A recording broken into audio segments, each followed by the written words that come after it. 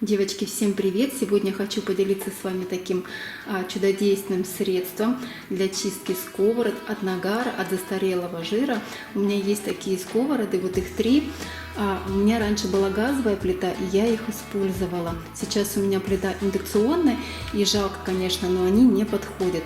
И вроде бы как бы и отдать, выбросить жалко, и отдать надо почистить, да, вот такие сковороды, ну, как бы не отдашь. Я подумала, раз они мне не нужны, я их отдам своей сестре. На них вот есть вот такой налет, нагар, они не совсем убиты, но тем не менее в таком виде сковороды же, ну, неудобно, да, наверное, отдавать грязно. Вот такая длинная сковорода, вот такой видно небольшой слой. И вот эта чугунная сковорода, девочки, она нам досталась, когда мы с мужем переехали в самую первую квартиру. Она была кем-то забыта в духовке, и она вот уже нам успешно служит уже 22 года, поэтому я подумаю, оставить ее еще или нет. И каким же средством мы будем чистить? У меня есть нашатырный спирт, вот такой 10% аммиак. На нем написано, что он используется для борьбы с вредителями. Тут даже рецепты, вот как его применять. Купила я его в обычном магазине «Хозяюшка». Он стоит, видите, как 53 рубля, здесь 200 миллилитров. Я просто спросила в аптеке, он стоит намного дороже, там 15 или 25 миллилитров стоит 50 с лишним рублей. То есть ищите, кому надо. Они бывают в литровых бутылках, и вот такие вот по 200 миллилитров, намного выгоднее. Сейчас эти сковороды я залью нашатырным спиртом, и сейчас покажу, как я это буду делать. Для начала откручу вот эти ручки со сковородки.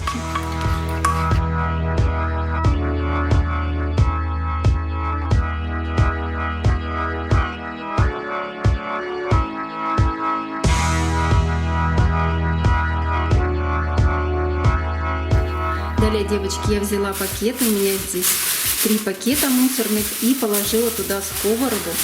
Только убедитесь, конечно, что пакеты были целыми, и аккуратно, желательно надев маску и перчатки, потому что все-таки нашатырь достаточно бьет в нос. Открываем его и заливаем миллилитров 50-100 вот так по всей поверхности сковородки. Все это завязываем, и я уберу это все на балкон.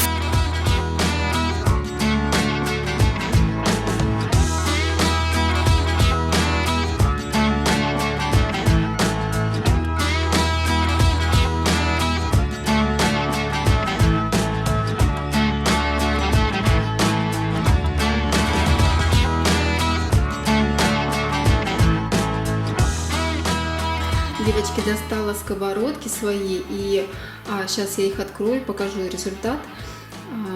У меня, конечно, спирт немножко вытек, потому что я периодически их ложила вот этими узелками вниз, там верх сковороды, здесь дно, и я их периодически переворачивала. Это была моя ошибка, потому что узелки здесь сверху, и часть, конечно, нашатыря вытекла. Я утром пришла на балкон, и там, конечно, такой запах стоял. Сейчас развяжу пакетики и посмотрим, что получилось. Вот, девочки, хочу показать чугунную сковородку, которая была с наибольшим нагаром. Вот можно сразу увидеть, что достаточно легко вот это черное отходит.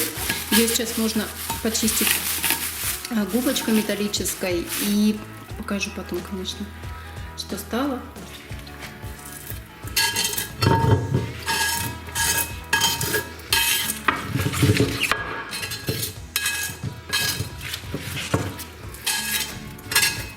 Видно, да, как легко сходит налет. Просто достаточно будет потом потереть металлической губочкой, и наша сковородка придет в наш первозданный вид.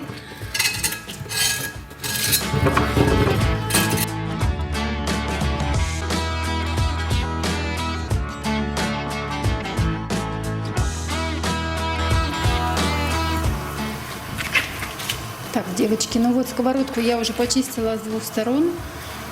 Вот так она выглядит. Так, девочки, смотрите, чугунную сковородку я очистила, и, как видно, она моментально начинает ржаветь. Дальше мы в раковину или в какую-то удобную емкость наливаем горячую воду, опускаем туда сковородку и наливаем туда уксус. Вот немножечко уксус, обычный 9%, и оставляем примерно на 20-30 минут. А для чего это делается? Для того, чтобы удалить из пор микрочастички оксида железа. Вот так вот я оставлю на 20-30 минут. Потом покажу, что дальше будем делать. Так, ну все, я достаю свою сковородку. Она у меня уже полежала в этом уксусном растворе минут 25. И сейчас нам нужно ее прогреть. То есть, чтобы вода вот эта испарилась, мы ее будем прогревать. Все, включила плиту, и сейчас из сковородки у нас как раз выпарится вот эта вода, и из сковородки дадим обязательно обсохнуть. А для чего мы это делаем? Для того, чтобы к сковородке ничего не прилипало, нам необходимо вот восстановить естественную антипригарную пленку, поэтому мы сейчас будем смазывать сковородку тонким слоем. Можно льняного масла, а можно оливкового или растительного масла. Так, сковородка моя как раз нагрелась. Сейчас я беру оливковое масло, можно льняное, это даже лучше. И буквально капелькой, вот на какую-нибудь тряпочку белую. Для чего немного наливаем масло. Именно вот столько, ни в коем случае, не как некоторые рассказывают, что надо много наливать масла, прокаливать. Нет, этого ни в коем случае не надо. Мы делаем поэтапно, мы будем прокаливать сковородку несколько раз, до 3 раз. И вот прям буквально грамулечку масла с 2 сторон смазываем сковородку. Сейчас прогреем на плите. А в дальнейшем это будем делать уже в духовке при максимальной температуре 240-250 градусов минут на 15. Вот так вот смазываем. Будьте внимательны, сковородка очень горячая. И также я прокаливаю ее сейчас пока на плите.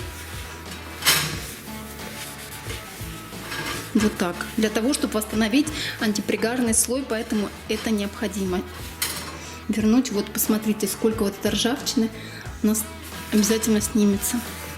Так, ну вот сковородка моя прокаливается, я ее минут 5 как раз прокалю. Желательно, конечно, это делать при открытых окнах или балконе. И закрыть, конечно же, дверь на кухню, чтобы запах не заходил в другие комнаты. Так, обрабатываю я уже сковородку 3-й раз. Для чего мы это делаем? Для того, чтобы на поверхности сковороды образовывалась полимерная пленка, и сковородка нам будет служить очень долго. Видите, да? Меньше, но тем не менее остается вот этих разводов, потому что без покрытия чугун очень быстро начинает ржаветь. Ведь когда сковородка новая, на ней образуется, ну, такой, я не знаю, какой-то масляный слой, да, когда мы ее покупаем, новую сковородку, ее необходимо прокаливать в соли, да, потому что соль, она забирает в себя вот эти все вредные масла. Так, смазываю я еще разок перед тем, как отправить сковородку в духовку. Видно, да, как она почернела, на ней образовался такой антипригарный слой. Можно, я не знаю, повторять до 10 слоев, и тогда сковородка будет, ну, не знаю, просто блестеть. Вот этот слой, да, он будет реально черный. И, что называется, сковородка будет служить он верой и правдой на долгие годы. Вот так вот. Хорошенько бока обрабатываем. И сейчас поставлю ее уже в духовку. Вот такая красивая она становится. Вот этот слой намного стал меньше. Все, отправляю в духовку ее. Все, отправляю в духовку минут на 15. Пусть она там у нас прогревается. Давайте посмотрим, что в результате получилось после первого прокаливания в духовке. Вот, смотрите, совершенно другой вид сковородки. По желанию можно еще прокалить минут 20, а также смазать ее маслом.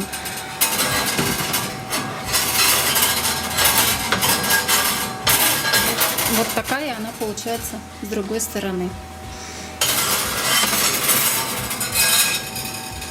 Что хочу сказать. После того, как у нас сковородка прокалилась в духовке, мы даем ей остыть, вот выключив духовку, и пусть она там остывает. Мы про нее забыли, и до комнатной температуры там сколько часов потребуется, она должна остыть. Ни в коем случае не ложите ее под холодную воду. Она может, чугун попросту у вас просто лопнуть. Так, ну что, дорогие, сковородки я свои оттерла. Моя чугунная сковородка уже остыла. И мне кажется, она вернулась заново к жизни. На ней появились надписи. Вот так она выглядит. Я ее прокалила уже. И мне кажется, она прослужит еще не 1 год, потому что чугун, он неубиваемый. Эта сковорода также, вот как видно, все очистилась. Она стала вновь в пригодном приготовлении. И я думаю, внешний вид более чистый, чем до этого был. Ну и блинная сковородка, как смотрите, тоже очистилась. Что хочу сказать. Конечно же, выбирать вам, использовать это средство или нет, нашатырный спирт. Но, по-моему, этот способ эффективный. Видно было, как на этой сковородке, на чугунной, достаточно легко отходила нагар и вот этот застаревший жир. Нашатырный спирт вы можете купить, как я купила в магазине «Хозяюшка», или в любом садоводческом магазине, где продаются удобрения. Я надеюсь, что вы поставите мне лайки за мои старания. И всем, конечно, пока. Смотрите мои видео, подписывайтесь на мой канал. Всем удачи!